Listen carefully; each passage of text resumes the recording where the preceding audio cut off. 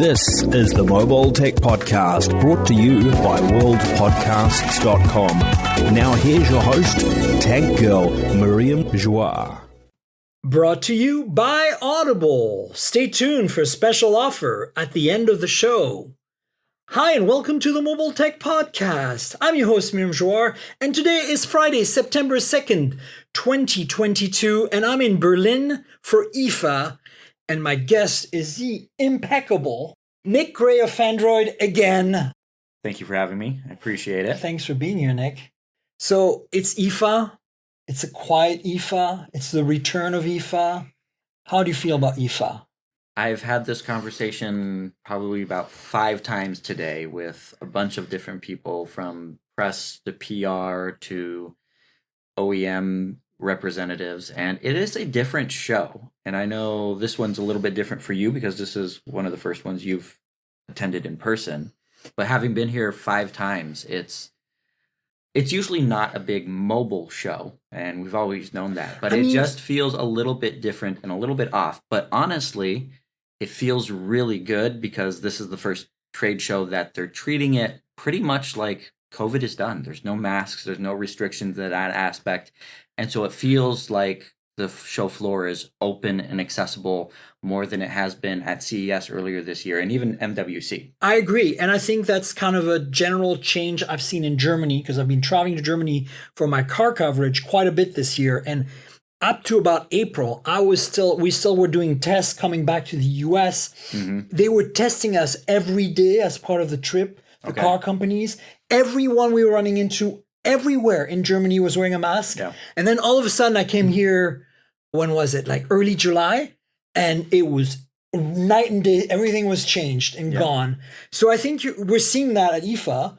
And it wasn't the case not too long ago, basically. Yeah, and there's still people who are masking, and, up to everyone's own discretion, be as safe as you need to be. That's definitely something that I think we do need to emphasize. But from a perspective of life seems to be getting back to normal. Yeah. This is the first trade show or even mobile event, because we've been to other mobile events. We were at Motorola a couple weeks back, and they were requiring people to test beforehand, which, it's nice to test and be safe, but also signs of the time. Things are getting better, and it's nice to see a reflection of that in a large event like this. Exactly. And I think, we'll see what happens when we get home. Right. You never know. We're all going to come down with it or not. But we're all vaccinated, so we're okay. So get vaccinated, kids. But here's the thing. I was going to say earlier that you said it hasn't been a mobile show, but I feel like it also was somewhat a mobile show when Samsung used to launch things here. They used to, yeah. And the last IFA that I attended was 2019, was actually the first time that they showed off the Fold in person. Right. And that was the big smartphone reveal for the public, honestly, because they had shown it off, but it was the retail debut, and they made a huge showing of it. And the Fold was the talk of the show for that event. And there are mobile devices that are here, but it's not at that same level that we saw at IFA 2019. But also that year they did the Note 10 series in New York. Yes. Earlier, just weeks before. Like a few weeks before, right? Correct. So I think that was the first year, because I think the Note 9 was still at IFA. Wasn't it? Or Note 8? No, Note 9 was in New York as well. So it was Note 8 that it was at the Note IFA. 8, yeah. So it always goes through these fluctuations, and we typically do see some devices from Sony, which we've seen again, some devices from Huawei and Honor, but they've been lower tier devices. They haven't been really flagship tier devices in that sense of the word, where they're taking over the spotlight for the show. We've seen some devices here, but I don't think anything was like, oh my gosh, this is the talk of the town this week. Yeah. So now that we've bored you with the history of IFA, no, I mean, look, the reality is we saw some phone stuff, but this is what we're here to talk about. And there's more than that. There's some personal audio news, like JBL did a pair of earbuds with a little display on the charging case where you can actually check your notifications and stuff. It's like kind of over the top. Check pocketnow.com. We wrote a story about it. But I also think that, there's wearables announced here. Like Huawei brought their heart blood pressure sensing watch again that we saw at CES, I believe, but it's now officially CE approved, which means the European Union has given it the green light to be a medical device. Yes. So you can actually wear this if you have high blood pressure to get your blood pressure tested, which is pretty incredible. I didn't think they would get approval, especially being Huawei, because, the West isn't very, Yep. Anyway, but phones, we've had a few. So we're going to talk about a few of them today. And I want to start with the Honor 70. And I want to give a little hat tip to Honor because they are our sponsor for travel for both of us. That's why we're here in Berlin for IFA, because they put us up and they flew us out. So thanks to Honor. But they also launched a phone and a bunch of other stuff. But the phone, I think, is interesting. I want your take on the Honor 70. You've been using it. I've been using it. Yes. It was just announced today, but we've had it for a couple of weeks. So what's your take on it? So I'll say I unboxed it probably 3 days before we came on our trip here, and I've had a couple of days. Me too. Yeah, but with that, I started using it for this trip, and put my SIM card in it for a couple of days when I was back in the U.S. Used it as my main device. When I got here, I spent my first 24 hours just going around taking pictures with the device to test out the cameras, because that's one of the main focus of this device.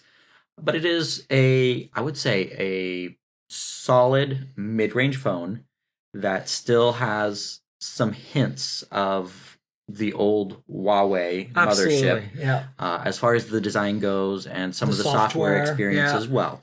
But it is starting to break away from that same mold that we've seen, just slightly. If you look at the small details, there's slight differences that you can see from the old mothership to this new independent Honor. But as far as the device goes, the camera experience is good. It's not great. They've actually put in a really good sensor in this device. It's the first IMX 800. First device on the market with this new sensor. So this is our first time experiencing what this sensor is capable of. But with this higher end sensor, you would expect a full camera stack here with optical image stabilization and maybe even paired with a good zoom camera as well. Yeah. But because of the price point of the phone, which is €499, correct? It's €599 according to GSM Arena. But they announced it today on stage. It was $499. Oh, that's right. That's the higher model is $499 or something. So the higher model was $549. That's it. $549. So $499 and $549, depending on how much RAM and storage you have. Or actually, it's just storage upgrade, not Correct, RAM upgrade. Just storage. They both have 8 gigs of RAM. So it's a solid mid-range phone. Performance has been really good on the device. Not stellar, good. It does exactly what you would expect it to deliver. I would say the only shortcoming would be the camera should probably have optical image stabilization to give you a better experience with low light shots. It does really well in daytime shots and for video capture as well, because the video capture is a little bit jittery and you can especially see it in low light conditions. Yeah. And then I would say a nice to have that would put it over the top would be wireless charging. Yeah. But there's not that many devices on the market at $500 with wireless charging. And when you do see one, they really stand out because of that. Exactly. And to be clear, the price in euro is roughly $500 if you cut through the middle. And so you get 128 or 256 gigs of storage depending on the model. That's the only difference. And it's a glass back with some models have a really cool pattern on them. Like, it looks like this kind of like diamond finish. A chamfer right? Yeah, that's finish, what I have on mine. And then we have also a Snapdragon 778G Plus specifically. And honestly, that's perfectly fine. Like, you can play games on that. It's a solid performance, right? Yeah. There's no issue there. Display is 120 hertz. It's 1080p. It's OLED. It's solid. It's very similar to the displays we've seen on many other phones today. It is. So there's one thing that I want to point out about the display that was also on the Magic 4 Pro of the backlighting refresh rate that a lot of people gloss over. So if anyone's ever watched a review video of a smartphone and you see these bands going down the screen, it's not the refresh rate of the display itself, it's the refresh rate of the lighting of how it's turning the display on and off per second in order to create the lighting structure for the panel itself. Right. So you look at an old CRT monitor. But it's and OLED. It's so OLED bad. is individual pixels, right? It is individual pixels, but it's still turning it off and on, right. and it's still fluctuating. So it's a hertz rating, and so they have it so high that the bands are so slow that they disappear. Right. And I honestly, I noticed it on the Magic 4 Pro that they released at MWC, and I noticed it here. And because I do video, I notice it more because I'm using my camera to look at the screen. Honestly, in day-to-day use, you'll probably not notice it, but they say that higher refresh rate also helps with eye strain. Right. And so what is really going on here, guys, is pulse width modulation. So it's actually to adjust the brightness of the display. Of it. Yeah. Like not the turning on and off the pixel, because they're OLED, they're always on. But they're not actually always on, because to get part brightness, you turn them on and off. For a fraction of a second. That's traditionally done in electronics with the pulse width modulator, was basically just the impulses that are turned on and off. And it's like a square wave, and it turns on and off the display. And our eyes see persistence. Mm-hmm. And the more the bottom part of the square wave is big, the darker it is, and the less it is, and the brighter it is. You getting all technical with it. Yeah, but I'm trying to explain, because I think a lot of people don't know this. They don't understand. There's people that are very sensitive to the flicker in low light of traditional OLEDs, specifically OLEDs. Mm-hmm. IPS panels have, because it's just an entire backlight, it's a lot easier to modulate. Yeah. So the high frequency pulse width modulation has been on IPS displays forever, and you don't notice it as much. It doesn't give you a headache for people who are sensitive to flicker, or people who potentially have, a history of seizures. Yes, thank you. And so with these new OLEDs like this panel, you actually eliminate that problem to a greater extent by having a much higher refresh rate on that. And I think that's something that I want to see happening more often. Yeah, it's something that is Honor, I think, has been one of the brands, or one of the first brands, that actually has addressed it. No one else has really mentioned it. And some of the panels that are being released have this technology built in. It's just no one's really talking about it except for Honor. Yeah. And it's hard to say which panels do and do not. Like, if you go back to the panel OEM, and you can do your research and find out. But it's one of those things that has typically not been a talking point, but they're making it a talking point. And I think it's a good thing, because it does affect people in the way you perceive your device, especially in low light conditions.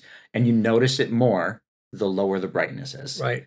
So I've got it pulled out here. For those of you watching the video on Patreon, it's one of the tiers on my Patreon, patreon.com/TNKGRL. If you want to watch the video version, you can see it earlier than the audio version with us in person. And so here's the Honor 70, and you can see this diamond finish is pretty cool. But I also want to show you this really cool case while we're at it, because that was kind of like, I'm actually planning to write a story about this, because I just think it's so cool. Yeah, so they have their creators, essentially a group of creators, Honor fans that are creating art, and they submit it, and they get certain ones selected that get printed off as art for the cases. And what they had, maybe like 20 different designs shown off at the booth there. And we kind of gave them a little bit of crap. We're like, why didn't you send us these cases? And they're like, you want one? We'll get you one. Yeah, so we all got a different one. Yeah. So I'm planning to take a picture of yours and Issa's tomorrow for this story I'm going to quickly write. I mean, and they're not your generic cases that you see from, so many case makers. These are, different pieces of art. And I think they actually blend in really nicely with the different colors of the phones as well. And they protect your phone, which is nice. And frankly, that's one of my beefs with this phone. You mentioned the lack of OIS on the main sensor. That's something that is a beef. Wireless charging is arguable at this price point, but I'd like to see it. But here's the other thing. It's got a plastic frame, which kind of feels and looks a little cheap. Like usually some plastic frames are better than others. You can make it look a little more like metal or something, but this looks like it's got that really shiny, like came fresh out of the mold, almost like kind of cheap plastic feel to it. It depends. I think so I got the blue version. It's better on the blue version. And it looks better mine is on the chrome. Blue version. And the chrome version. Plastic chrome never works. Yeah. And so for comparison, I think so the Galaxy S20, the regular Galaxy S20 had the plastic back not the frame. But, so it was the FE. Oh, the FE. The FE. So it has a similar feel to the FE, where you can tell the difference between the 20 and the 20 FE Right. in your hand. You're like, something just feels off. Yeah. It looks, and honestly, I think it looks and feels better on the blue version than it does I agree, 100%. on the Yeah, Diamond the one Chrome I have, version. yeah. So I actually didn't notice that it was plastic until maybe like 24 hours with the phone. And I felt it was the feel of this phone should be cold right now. Yeah. And it wasn't. Right. And if you're not someone like us who has use all the 1,000 different phones. phones, you'll probably never notice. It looks like metal, but Yeah. I don't know. We're honestly like we look at these devices and we're looking for what are all the flaws, what are the good things, but the flaws as well, because it gives us a total judgment of the device and the user experience that it delivers. But again, we're looking at it from a point of we use all of these devices and we're comparing them to all the competition. And when there are competitors at the same price point that offer metal frame and glass back, yeah, it has to be something that's pointed out, because if someone Exactly. wants that premium build material, this is not the device for you if you want a metal frame. I was just going to say, because the Nothing Phone 1 exists, or the Pixel 6a exists. Or a handful of devices from Oppo or Realme. Exactly, like the Reno 8 Pro. Yeah. So, that's the other thing. No metal frame is a bit of a bummer because it is on the higher end of the mid-range, right? And then the other thing is the back is glass, it turns out, but it doesn't feel like it.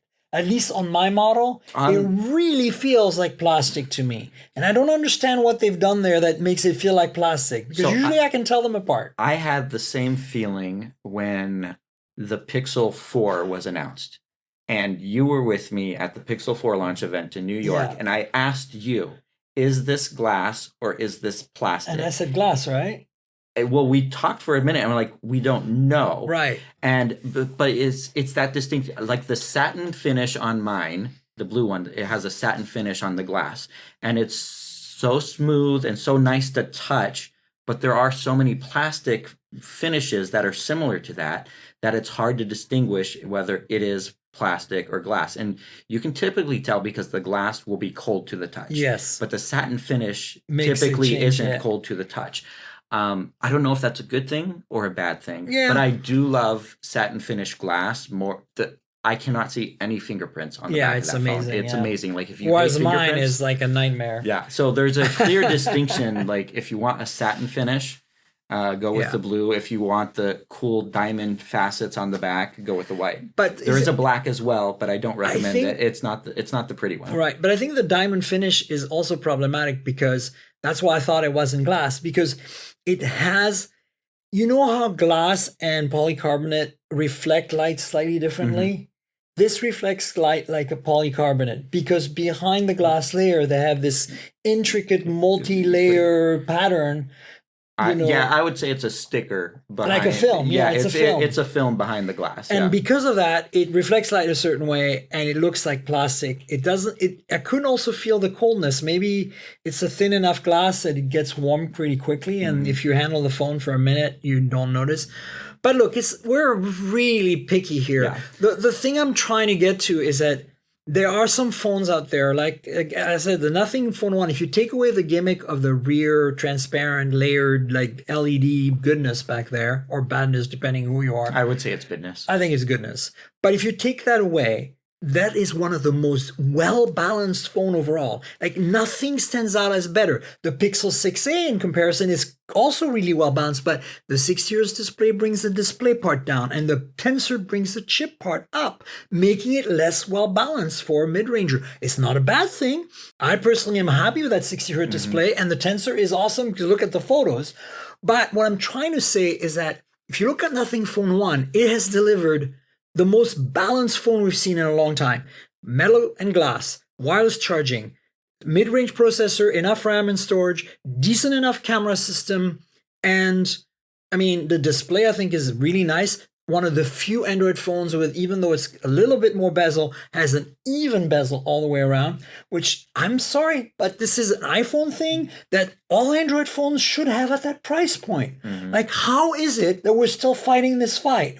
How is it that my $900 Pixel 6 Pro still has a tiny bit of a chin at the bottom? Like, I know why, but come on, at that price point. I'll say this. bezels have never bothered me ever. And anyone who talks about a bezel and goes on and on about a bezel, I'm like, we need to move on. Because, okay, well, let's move on. Because I don't care, and the regular people don't care either. I'm just saying that You're talking to those true fanboys out there. I'm just fangirls. saying, like, it's like when you look at design, you're careful about design. It makes a difference. And at this above $500, I expect a little more. You know, Maybe. But I'm not mad at the Honor 70 for not having a perfect bezel setup because it's honestly standard. Like it's the standard, especially at that price point. You're not going to get like the Nothing Phone 1 truly stands out because it has that perfect bezel. Other than that, like the display on this phone is actually really nice, and it's actually really bright in daylight. You don't even have to crank it up to 100% to use it in direct sunlight, which is really nice. And you get a 4,800 milliamp hour battery. You get 66 watt fast charging, and you don't get wireless charging as mentioned. But here's another thing. I want to talk about the cameras a little bit more. So the front is at 32 megapixel f/2.4, nothing too special, but that rear sensor, no other phone right now has an IMX 800. And what stands out about the IMX 800 is that it actually has a 54 megapixel array, not 50, which we've seen very commonly, like 766. And I don't know what the pixel size is. I think it's 1 micron, but it's an f/1.9 lens. And honestly, I've been really impressed with the dynamic range. Yes, the dynamic range has been good. Like, wow. Except they've paired it with an ultra-wide camera, that has really bad dynamic range. Exactly. I was doing video samples between the two because you can switch on the fly while recording 4K video between the main sensor and switching to the ultra-wide. And it was a partially cloudy day. I was walking over by one of the museums just a couple blocks away from here, and it was 3:00 in the afternoon. So there was some shadows on the ground. There was some clouds in the sky, and I was recording with that main sensor, and I switched to the ultra wide, and the ultra wide just didn't know what to do with all that information for the light. So we don't have any data on this, but here's my gut feeling. They're using a Samsung JN1. The JN1 is the 50 megapixel sensor. Yeah. And it's 0.64 micron pixels, so dynamic range is out the window. Yeah. But here's the thing. Autofocus on that ultra wide means it does macro photography. It does. And we've been harping on OEMs for the last, 3 years about stop giving us stupid macro cameras. But they still did a 2 megapixel depth sensor here, which is completely unnecessary. I could care less about the depth sensor because if it's there to capture better depth information, that's fine. But it's not promising anything. Right. The depth sensor doesn't promise. A macro camera, a dedicated macro camera is promising you to deliver specific types of photos, which are horrible. This, we have a 50 megapixel sensor that can take macro photos because of the autofocus lens, and they're actually pretty good. They're actually usable. And I did a camera test, and I actually took the time to take macro photos because I knew they would turn out better than any other 2 megapixel macro camera that's on the market, that it's completely pointless. This, you actually get a usable macro camera. And you know who else did that recently that I thought kudos?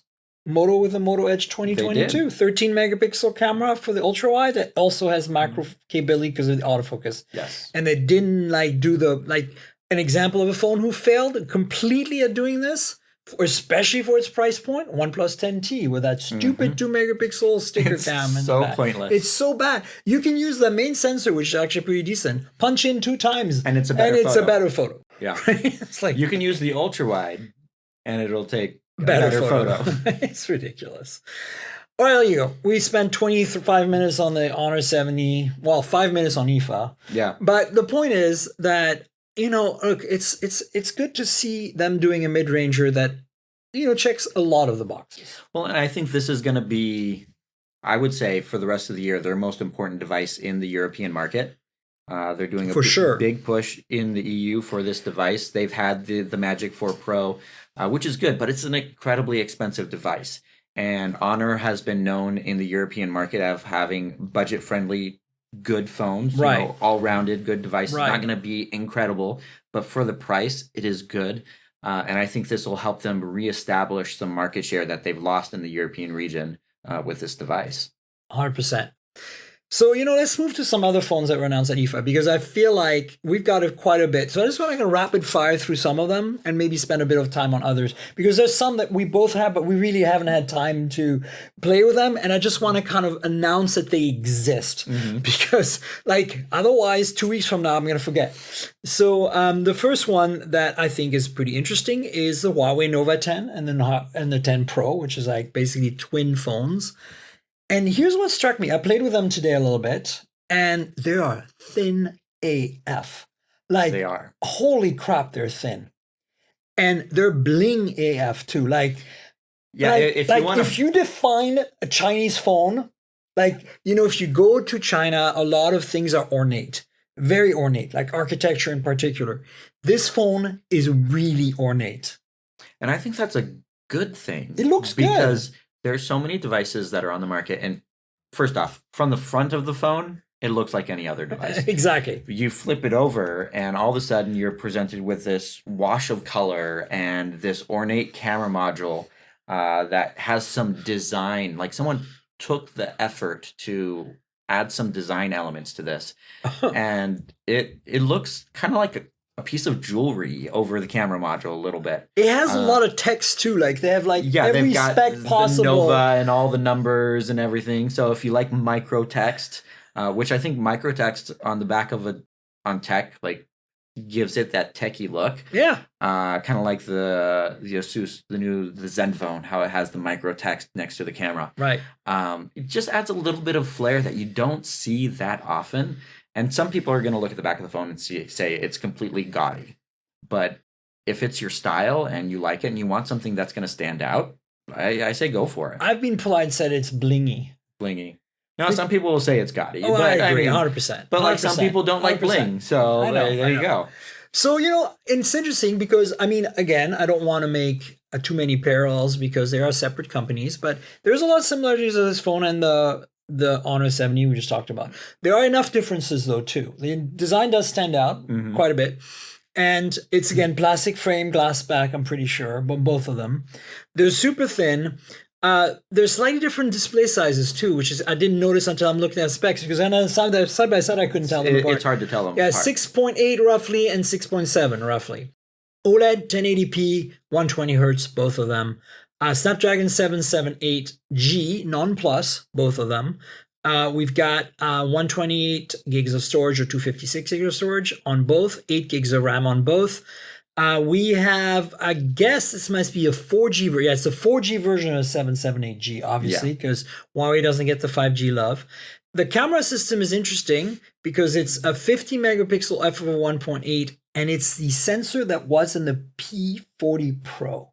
So it's a RYYB sensor, which we haven't seen in a while. It's been a while, yeah. And this has no OIS because they cut corners. So think of the closest would be the Mate 40 Pro. It had a non-OIS 50 megapixel RYYB sensor. This would be it. And then you've got an 8 megapixel ultra wide and a 2 megapixel depth. And the ultra wide, I don't know if it has autofocus, but I assume it does because it doesn't have a dedicated macro. Maybe it doesn't. It just doesn't do macro, and you punch in 2x on the main camera and you call it a day. But interestingly, the front camera is 60 megapixel ultra wide on both. The Pro is where it gets extra stuff. It gets autofocus on that 60 megapixel, which the regular doesn't get. And it gets an 8 megapixel portrait lens, a 50 millimeter selfie portrait. So it's got an oval glass cutout in the display, like a pill. And what else? Battery 4,500 milliamp hour and 4,000 respectively. 100-watt wireless charging and 66-watt wireless charging. And that's basically, you get stereo speakers just like the Honor 70. Basically, that's it. But yeah, look, the reality is this is, again, the entry into the mid-range for Huawei worldwide in the global market. But I look at those prices, though. Like 500 euros for the 10 and the Nova 10 Pro is 730 euros. I don't know how they justify that price. That they can go to go away. I mean, it's the phone. The phone should be good. I've only had a couple minutes with the device on the show floor today. Me too. It looks really good, and I think that's one of the things that they're going to be selling it on is the looks and the design. Someone who wants just slightly better specs, but mainly they're going to see it in the store and say, this phone stands out, because the Pro stands out a little bit more than the regular. For sure. And it does have some cool features, like, this camera sensor is going to be pretty solid. Yeah, and anyone who wants that extra selfie camera experience with, that portrait camera on the front. We've seen Huawei do that a couple of times already. And I'm assuming that they're going to do authenticated face unlock with that sensor. Oh, because that's they are. usually what they do with 100%. that secondary camera in order to, do 3D face sensing with the dual cameras on the front. I want to praise Huawei, though, for giving us 4K 60 video recording on the front. From the 4K 30, sorry. 4K 30. 4K whatever. On the front. You typically don't see. I can count on my two hands how many phones have 4K video capture from their selfie cameras. There are so few, and they're usually a lot more expensive than that. And now for the trivia moment of the podcast. Yeah. Did you know that the original OnePlus Nord had 4K 30 video recording? But not no the other successor. Nord, no other Nord since then. No other OnePlus since then. No other BBK phone since then. Oh my God, you're right. Not even the flagships from Oppo have it. Not even the Vivo phones. Oof. That's sad. BBK. That's sad. Wah, wah, wah. Okay. Next phones, because I just want to move on. I think this is good. Check it out, guys. Nokia X30, G60, C31, T21. Okay, let's slow down. You're never going to remember these names. First ever. of all, let's not talk about the tablet. T21, there's a tablet. Yes. Google it. There is a affordable €100, 100 something euro phone. It's like a 115. Nokia C31. Google it. What I want to focus more on is the €550 X30, which for that price is a tough proposition. So we've just talked about some mid-range devices that should be at the €500 price point. Yes. They have the specifications to be a €500 price point phone. Yes. This phone has the specification to be a €350 phone. I would give them 400 because I found out, I initially was like all guns blazing. I was talking to the Nokia guys, and they like to listen to me somehow. I don't know. After all the stuff that I've said, they still love me. I think it's because, they haven't really made any cool phones in a while, and they know that. And we actually talked about that. They said there's something coming, so I'm excited. Maybe they're just saying that for me. But I think it's $400 possibly because here's the thing. It has a metal frame, which is nice. It's got, I think, a plastic back, but in this context, it works. It's like the finish. But the design is so bland. The design is bland. The camera part is cool, though, and it's also metal. Okay. But here's the thing.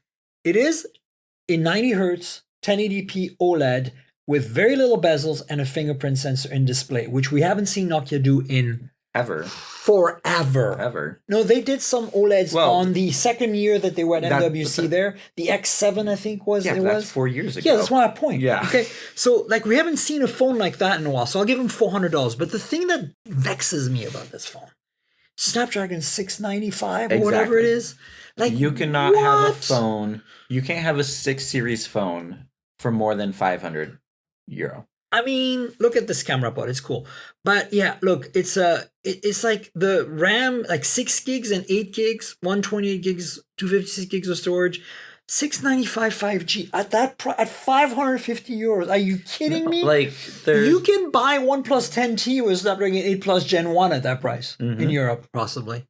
Yeah, I think someone on the pricing team just threw a dart at the wall to figure out the price of this phone, and they got it completely wrong. And no wireless charging. At that price point, I expect that. Yeah, I mean, at $500, €500, wireless charging is optional, but optional. Considering over $500 should be included. But there are so many phones over $500 that don't have wireless charging.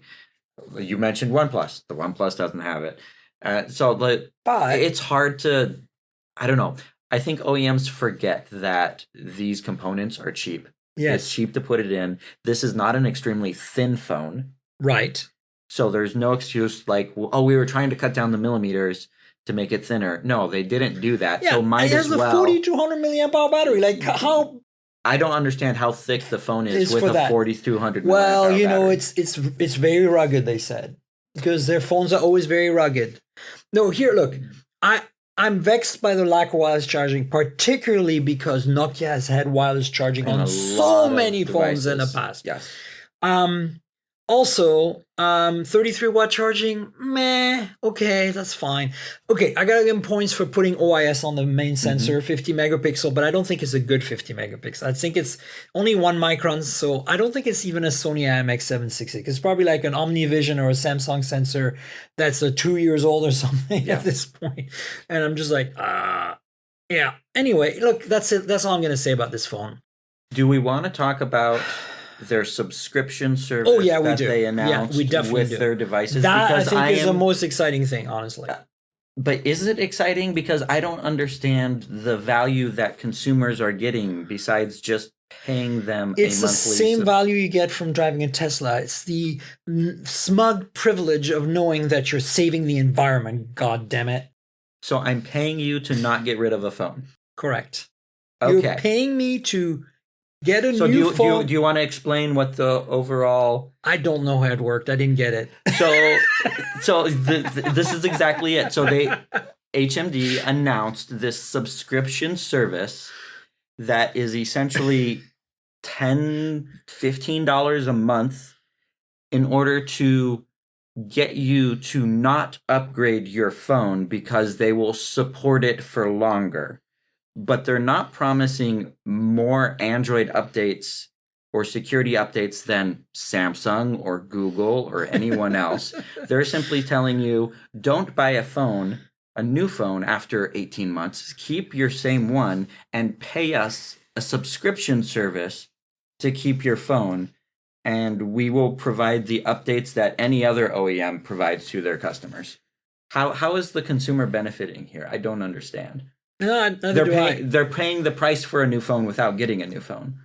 I guess it's the smug satisfaction that you are European. I don't know who in their right mind would ever subscribe to this service. I would definitely subscribe to Samsung's service instead. But Samsung doesn't have a service, and they're giving you more than Apple's what service. HMD Does is Apple giving. Have one? Apple has a subscription service. They do, but the subscription service is to upgrade your phone. Right, exactly. It's the opposite. It's the opposite. Like Apple's actually giving you something for the subscription service, and here they're saying, we're giving you less. Nokia, please. I don't Stop relying, as I said to your executive, stop relying on making money on prepaid phones that cost $150. Yeah. Just start making don't make a flagship. It's suicidal now. Just make a mid-range phone that costs this money that delivers. Yes. Right. That's all. You're so close. All you need is wireless charging, a better processor, and you're there. Like, hello, like, come on. Yeah. And then, of course, here's the kicker. The $300 price point, $350, whatever that we talked about would be kind of perfect for this phone, is being filled by a decontented version of this phone called the Nokia G60, which is the same processor and RAM kind of setup, but then you get a crappy IPS display. I mean, it's not crappy, it's 120 hertz, but like, I don't like IPSs. I'm sorry. You'll never IPS at sell 120 me. hertz. I would rather prefer an IPS at 60 hertz. Because I think they look better. I will take an OLED at 60 hertz over an IPS at 120. And it's removing the OIS from the main camera. Wah, wah, wah. And are you ready for a 5 megapixel ultra-wide on a $300 phone? Like, 5, okay? We're talking TCL entry-level phone here. Yes. We're talking T-Mobile's $200 no-name brand Revel whatever phone, right? Yes. Oh, man. And, you get a bigger battery because the phone is chunkier and it's made of plastic, all plastic, but it's recyclable from fishing nets. Ooh, I don't know. Probably I don't know. I mean, so... How lost is Nokia? It's, honestly, for me, the only things that Nokia has made exciting, or HMD has made exciting about the Nokia brand, has been their non-Android phones over the last couple of years. Right. The $150 they're so cool disposable devices. They've spent a lot of time in marketing and design to make these devices look and feel appealing, have kind of that retro vibe to them, the Nokia of old. They have not been able to find a way to transplant that old DNA of the Nokia that everybody knew and loved from the 90s into these new Android devices. And if they can find a way to do that, I think they could hit a home run so easily, but they refuse to do it. And we're stuck with devices that are priced wrong with the specs that nobody wants. And the sales continually show that they're not succeeding in this space. They're definitely succeeding in cheaper phones, though, because that's their bread and butter right now. Yeah, but those are phones that they're giving away through the carriers. Even in here in the US, in Europe too. In Europe too, you can still walk into Vodafone and Deutsche Telekom and buy these phones for nothing and pay a contract. Okay, hold up, guys. We're just going to go and do that right now. Yeah, let's go. Let's go down the street. Down the street. It's too late for that. Actually, I think it's closed because we're downtown. We'll do it in the morning. We'll do it in the morning. Let's just go buy a Nokia. Yeah. For €50. Well, let's do it. We can get one for 25. Oh my God, I want it so bad. We review it. That'd be great. Probably not. Do a video review. All right. Okay. So, look, I am feeling like after the Nokia 9 PureView, which I tried to make a flagship, and they were too ambitious, and instead of giving us a really solid traditional camera system, they went crazy with the pentagram in the back. Yeah. Right. They just ran with their tails between legs, disappointed, and I can understand because they had a really hard time making this work. It was a bit of a technical failure, right? But they just completely abandoned the idea of making any good phones after that. If you remember, the second year at MWC, that X7 with the OLED display was a mid-ranger that was really, really solid in terms of spec and value. And I'm like, I was looking at it going, oh, they're going after OnePlus. For a moment there, I thought they were going to go after OnePlus. And no, they fell on their face again. Oh, it was so bad. Yes, that phone sold, the X7 or whatever it's called. I don't understand it. So disappointed. Anyway, forget it. Let's switch to the next set of phones. Okay, the next phone is actually pretty interesting and important. Sony Xperia 5 Mark IV. I will say it is very interesting to us, and it should be interesting to a lot of people, but people will forget about this phone in 2 days because of Sony's marketing strategy behind it. That's the only reason. Yeah, but I mean, as a phone itself, I think it's really good. This audience will not. Yeah, no, as a phone care. Itself, it's really good. So $999 buys you. Oh, can we praise compact phones? Can we praise the fact that iPhone 13 mini exists and probably, sadly, not iPhone 14 mini? But can we praise the fact that 6A exists, Pixel 6A, which is, unfortunately, when I put it side by side, about the same size as a non-mini iPhone 13, turns out. So our concept of mini phones in Android land is a bit weird. Also today, I was at the Asus booth and I played with I was going to say, the Zenfone 9. 9. Amazing, right? I love that phone. I wanted to steal that phone from the booth and just walk away because it is a flagship phone in a compact body. I played with Manuel Vonau, who writes for Android Police. I played with his review unit, and I literally grabbed my phone and emailed Esther. And I said, Esther, remember how we talked about you sending me a Zenfone 9 review unit when you launched it and you didn't have enough? Now it's officially coming to the US. You just sent me the press release. I need this phone in my life. I need this phone in my life. Please make it happen. They put a freaking gimbal on the back of a mini phone. How insane. I love how Asus engineers are out of their freaking minds, and Asus marketing has no idea how to sell this stuff. Look how beautiful. Show them. Look how beautiful this phone is. And it's like this polycarbonate finish. Like we talked about a glass finish that's trying to look different and we thought it was plastic. If you're doing plastic, embrace plastic to its fullest, because I love a polycarbonate phone. Do you remember the Nokia Lumias? Well, the Nokia Lumia and the HTC polycarbonate phones. The HTC, the Desire, even the X, the HTC One X. Oh my God. Except if you put that in your jeans, it would turn blue. I had that problem because it was a white phone that turned blue. It was actually painted. It had a finish on it, which was weird. But I wish, but this is what if you're doing polycarbonate, do polycarbonate, go all out, and tell me it's plastic because I don't care. HTC and Nokia, even though they coated these phones, they were machined. Oh yeah, machined plastic to perfection, which is the way to go. If it's molded plastic, it feels molded. Like, as I said, the Honor 70, the chrome, you can literally see the mold lines. And I'm like, I know you can't get rid of that because of the way you chrome plastic, but exactly the reason you should just absorb the plastic and make it yours. Machine it to perfection with super precision drills and things. That's what they did, and it was so good. So good. But that brings us to the Sony. So the Sony, actually, here's the interesting thing. I reviewed the Xperia 1 Mark IV, and the one disappointing thing for me about that phone, I mean, it was really good, but they've gone to a plastic frame on that too. And I think the 5 Mark IV did it too. It's definitely magnesium under there or something. Like, it's just a plastic coating over a metal frame. Yeah. But I don't understand why, because it feels a little cheaper. Remember how they did that with that, what was that super weird Pro phone that they did? Not the Pro I, but the one before that. The one that was millimeter wave for Verizon. The one that was specifically bulletproof. built for that was also that kind of camera. plastic. Yeah. No, I think the reason why Sony is doing on some of their devices the plastic frame is for the radio bands. Yeah, because they haven't figured out yet how to do the metal frame in and order to get millimeter wave and 5G stuff in and there, the millimeter wave for Verizon and stuff. Because let's be honest, that is a tricky thing to do if you are trying to target the U.S. market and get millimeter wave inside these devices. We've been talking about the Honor phone that does not have millimeter wave. It doesn't list the millimeter wave though, even on the USA model. Yeah, it's sub-6 only. I don't know. So to be fair, I have not used this phone yet. I have not held it in my hand, so I don't know if it is or not. But the previous 5 had a metal frame. So yeah.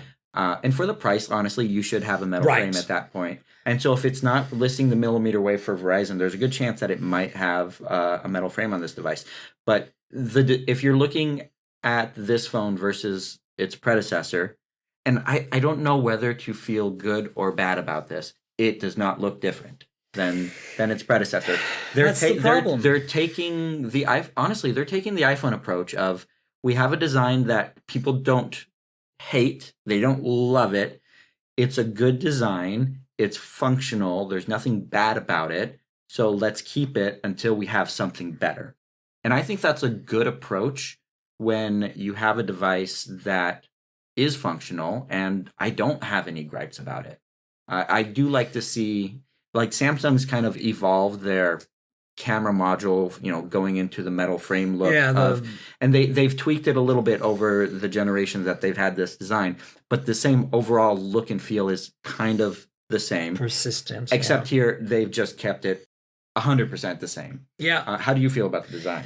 I'm happy with it because it's generic enough, but it screams Sony, and you'll know it's a Sony. Exactly. No other phone looks like it. Like it's the monolith. It's squared like off. It's 2001: A Space Odyssey, the monolith. Yes. That's because also the aspect ratio, because it's 21:9 aspect ratio, right? I mean, the design though is kind of timeless. Like, you can pick up this. I would say you can pick up this phone in 5 years and be like, oh, this is a good looking phone. Yeah, absolutely. Like, there's no trendiness. Well made too. Like they all feel like they feel like their price. They feel like they feel like their price. Here's what I love about Sony is, as much as we're giving them, crap in a way for making phones that are super niche, I don't actually. I think it's awesome that a company is willing to spend money on R&D to make these super high-end niche phones. Mm-hmm. Because here's the thing: every time we say something, they listen to us. The 5 Mark II did not have a 120 hertz display. When the 1 Mark II has 100. They added that to the 5 Mark III. And guess what? The 5 Mark III did not have wireless charging. They added it to the 5 Mark IV. So my point is, they're listening. And this phone now has the complete package. There's very little difference in this one. It's got a 5,000 milliamp hour battery on a mini phone. Well, and to be clear, we're calling this a mini phone. 6.1 inch. 6.1 inch. And which is, we need to preface, this is a different 6.1 inch because of the aspect ratio. Yeah. So this is a lot thinner than any other 6.1 inch device that's on the market. It's taller, but it's thinner in the hand. Narrower, yeah. It makes it a little bit hard to pull down the notification shade if it, comparing it to my experience with the previous generation. For sure. But you get used to it. I mean, you hold the phone in a little bit different way. And it has the side-mounted fingerprint sensor with the power button. I mean, this spec sheet is unreal, guys. I mean, seriously, headphone jack, like the Zenfone 9, by the way. Yes, Zenfone 9. Okay, all the mini phones get a headphone jack. Is that what it is? Yeah, yeah. They don't have space, right? They don't have space, but apparently they can fit them in. Okay. Zeiss optics, teeth, star coating, all that. The camera system is identical to the One Mark IV, which a lot of people are pissed about the 12 megapixel, but that rapid readout ability of these sensors, like 20 frame per second autofocus, like that's no joke. You tested it, right? I've tested it. It's insane. And the frame rates you get for video capture as well. Yeah. No rolling shutter almost. No rolling shutter on these devices. So like I've front camera is 4K 30. It is. Oh so my it's an upgrade this year. It's an upgrade. It's an upgrade this year. It's a 12 megapixel instead of like the crappy 1.25 microns on the front camera. Yeah, so the specs of the rear camera and the selfie camera, one of them is the same. I think it's the same for the ultra wide. That makes sense. So they're using essentially the same sensor. So this phone should take that's an improvement. Incredible that's selfies. That's actually an improvement over the One Mark IV. I'd have to double check the specs, but well, we are in front of GSM Arena, the database of all phones of all times. We couldn't live without you guys. So let's put in Xperia One Mark IV, huh? 1.4. Here we go. Let's compare. And selfie camera. No, it had that too. It had that Somehow too. I missed that. Yeah, so completely missed that. I don't think they made much of a fuss about it. They did mention it, but they didn't make much of a fuss. I will say, so this should take incredible photos. Some people will complain about the lower resolution sensors, but these are larger, lower resolution sensors. And we all know that Google's done incredible things with low resolution sensors on their Pixel devices. But we have to say, this isn't Google. Right. And Sony just does not do computational photography similar to no, they're not interested else. In that. Well, it has they added HDR better. As a default feature on the auto mode. Auto HDR. They are doing computational photography, but their computational photography is so scaled back compared to everybody else. They are still of the mindset of this is a prosumer smartphone for somebody who already owns a professional camera and they just want something to go along with the ecosystem. Right. I don't fully buy that because someone wants to take a photo and post it immediately. They don't want to take a photo in the pro mode, edit it for 3 minutes, and then post it. Yeah. That's not what the average, even a prosumer doesn't want to do that. That's why a lot of prosumers have iPhones. Like they walk around with their iPhone and they know they can capture the photo. It's not going to be the best photo ever, but the colors are going to be pretty much where they want them to be, and they can just share that to Instagram immediately. They can put it on their Twitter feed. This phone does require editing of your photos. Basically. Yeah. But that's why Google Photos exists. Right. Especially the auto mode, which is amazing. Look, I think this is a good phone. I'm looking forward to it. It's not for everyone, but it's not meant for everyone. No, it's not. It's someone who's serious about certain things and someone who's serious about getting into the settings for the camera to take the perfect photo. And if that's you, this phone's and if for you're you. Traditionally an alpha camera user, it's a perfect you'll feel right at home. Yeah. All right. So let's talk about the next two phones, which are twins or pair. Vivo V25 Pro and V25. Technically, those were announced last week. I don't know why I didn't include them then. I have them. I've unboxed them. I brought the 25 Pro with me because the Nothing phone one that I have right now needs to be returned to Jaime. Mm-hmm. But I'm going to put my SIM in the V25 Pro when I leave here. Okay, let's talk about these real quick. The V23s were really interesting earlier this year, I think. Yes. One of the most trafficked video on my YouTube channel somehow. I have no idea how that happened. Like 200,000 plus views. Anyway, the thing that was cool about the V23 and V23 Pro is that the V23 Pro had the better specs and a waterfall display and a plastic frame, but the V23 had a metal frame that was slap-sided iPhone-like. Mm-hmm. It was trying to be an iPhone. Yeah. And it succeeded in terms of material. And for the price point, I was really impressed with the build quality, glass and metal and stuff. And I can't remember too much about the other specs. So these are the successors. They didn't do a V24 for obvious reasons. Like there's no Honor 60 for obvious reasons. But here's the thing.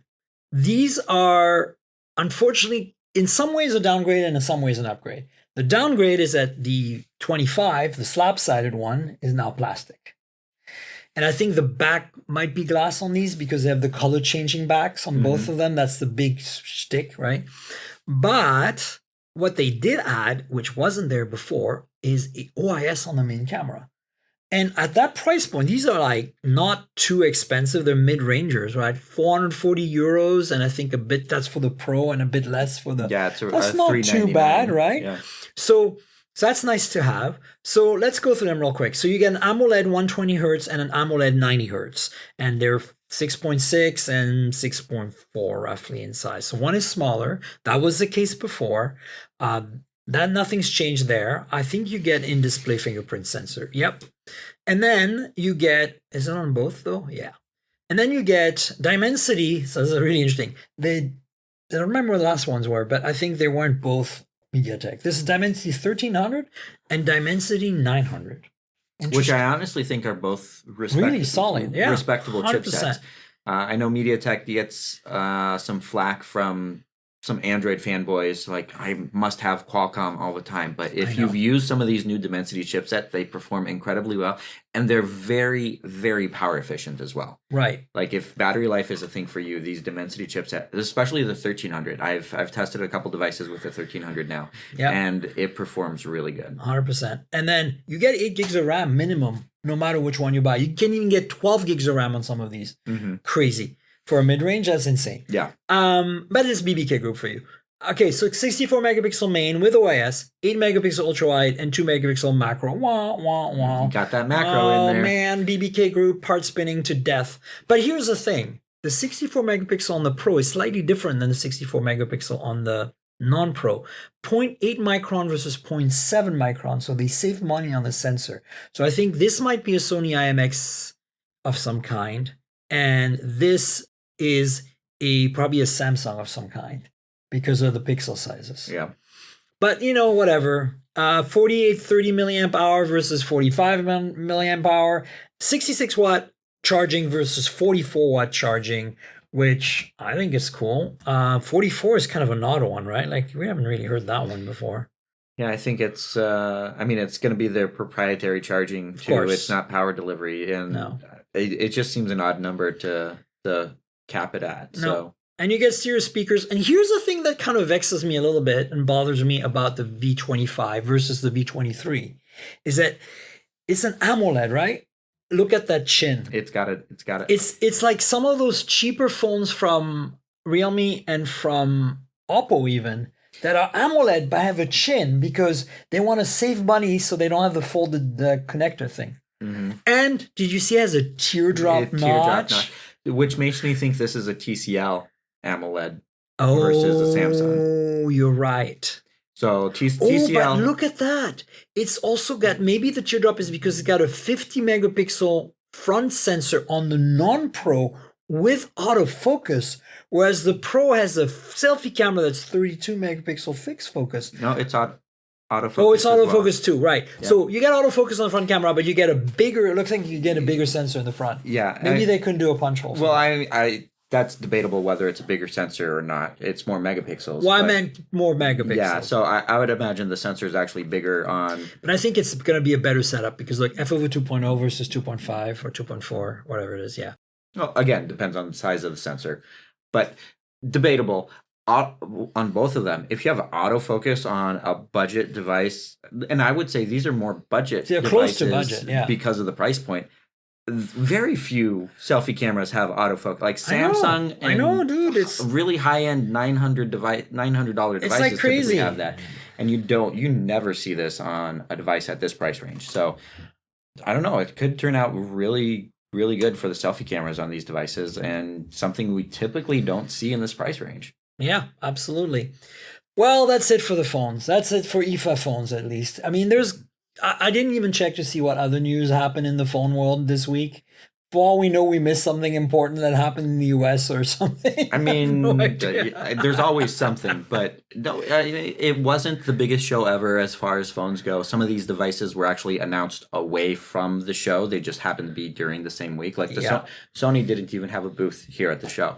So we need to find it because I'm sure it's around. No, there's a Sony booth. They have a meetings only booth. Oh, yeah, it's right by the honor booth. It's a meetings or business booth, they call it. A business booth. You by appointment only.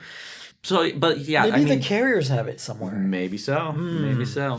I think we need to do a little Vodafone sleuthing a little bit. Telecom D /O2 sleuthing with a bit of purchasing of Nokia 25 euro phones. Yeah, right. Right. We can make that happen. Or maybe they have other 25 euro phones that'll titillate us even more. Probably. Because I'm a total sucker for cheap phones. Like I want a traditional flip phone. I am magical about I love that Poco Weeks got a while back the C30. The C30, yes. It was really at the edge of what's acceptable, but it wasn't sucky. I took some good photos with it. It wasn't bad. No. And it had some kind of weird Shanghai-made chipset from like some unknown company with a J. I can't remember. It was weird. Anyway, so folks, I hope you enjoyed our little IFA recap, at least the phones. There's more. There's wearables. There is, as I said, some personal audio with those JBL earbuds and other stuff. Go check out Phandroid.com and go check out PocketNow.com and check out the rest of it. There's a lot of other stuff. But overall, not a bad show considering. It was a good show. I mean, it was different than what it's been in the past, but I think this was a good first step back into what IFA should be. Makes me excited for being maybe completely back to normal for next year. Like some bigger announcements and more people showing up here too as well. So definitely looking forward to that. But it's been a good week here in Berlin. Fantastic. You want to tell folks where they can find you on the internets, all your social media handle, and give a little Phandroid love to the Phandroid crowd? Definitely. Well, you can find me personally on Twitter and Instagram at Nick M. Gray, or else if you want to follow all of our coverage of IFA and all other things smartphones, you can find those on Phandroid.com or the YouTube channel as well. YouTube/Phandroid. Yes, folks, go check out Phandroid, and the YouTube channel kicks ass, so definitely check that out. You know where to find me on the internet, folks. I'm at Tankgirl, TNKGRL, on Instagram and on Twitter. That's like Tankgirl the comic book, but drop all the vowels. And so if you want to discuss the podcast with me and Nick, Twitter is where it's going to happen. That's where the commentariat, as they say, exists. And Instagram is where you find pretty pictures of phones, and pretty pictures of cars and of food and of travel, taken with phones mostly. And sometimes I do reels, guys. Can you imagine? I do reels. How cool is that?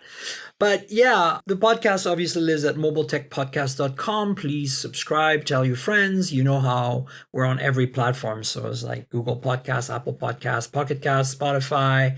And if your app lets you rate the show or review the show, consider that. And I'm the managing editor at PocketNow.com, so go read PocketNow.com. We've got some good coverage of IFA. It's pretty comprehensive. I've been curating it with the team. Check it out. And also, I want to talk about the YouTube channel. So youtube.com/mobiletechpodcast and youtube.com/mobiletechmore. You know how YouTube works. This is complimentary visual stuff for the podcast. So unboxing videos and other things like that. Like, subscribe, tell your friends, click the little notification bell and comment. You can even comment about the podcast. I'll respond. Tell me what you think of all these phones we talked about. Is there one that sticks out for you that you want to buy or something, depending on where you live and what your budget is? I'd love to hear it. And finally, I want to remind everyone of Patreon. I mentioned it kind of earlier on in the show, but there is a Patreon. If you want to help me out, this is a great way to help out. We've got a bunch of tiers there. The biggest, most popular one seems to be a video version of the podcast. You get it a couple days before the audio version, and you get to see us, and you get to see us hold devices and show you stuff. And it's a little more raw. I don't edit as much. It's kind of more, kind of like the inside story, right? So check that out. There's another tier where you can join the Discord server if you want to chat with me. Any help will be welcome, so consider helping out. If you don't like the whole Patreon thing. I get it. There's another solution. There's a PayPal link in the show notes. Click through, buy me a $5 coffee. I'm a coffee addict. I love it. $5 coffee, happiness, pays for me to fuel the podcast. I want to thank Audible as well. They're our sponsor this week, and they've been with us forever. They're pretty wonderful. If you love books, you will love Audible. We have a special deal, 30-day free trial. You get to keep a book at the end. If you're not already a member, consider that. audibletrial.com/mobiletech is the URL. That's audibletrial.com/mobiletech. So why should you join Audible? Okay, well, maybe you like books, and maybe you, like me, you're in front of a computer screen all day and your eyes get tired. You don't want to read an actual book or Kindle or the screen. You don't want to be in front of the screen or on a piece of paper. Well, just put earbuds on, headphones, lay back, relax, and listen to a book being read to you. Ta-da! It's magical. But better yet, they have an incredible selection. You get some of the books read by the authors, you get some short stories, you get some podcasts that are not hosted anywhere else. There's a whole bunch of good stuff there. And more importantly, by helping Audible, you help the podcast. So consider that. It's kind of like double whammo. audibletrial.com/mobiletech is the URL. So please consider joining. And I want to thank Audible again because they've been a sponsor forever. So thanks to Audible. And thanks to you, Nick, for being a guest for, I don't know, like the 1000th time now, it seems like. My pleasure. It's a good time. No, we have a good time, especially after a long day at IFA. It was a long day at IFA. My God. It definitely was. It really was. All right, folks, we'll catch you next week with another show. You know that. And until then, cheers, everybody. This has been the Mobile Tech Podcast with Tank Girl, proudly presented by worldpodcasts.com. You can visit us online at mobiletechpodcast.com.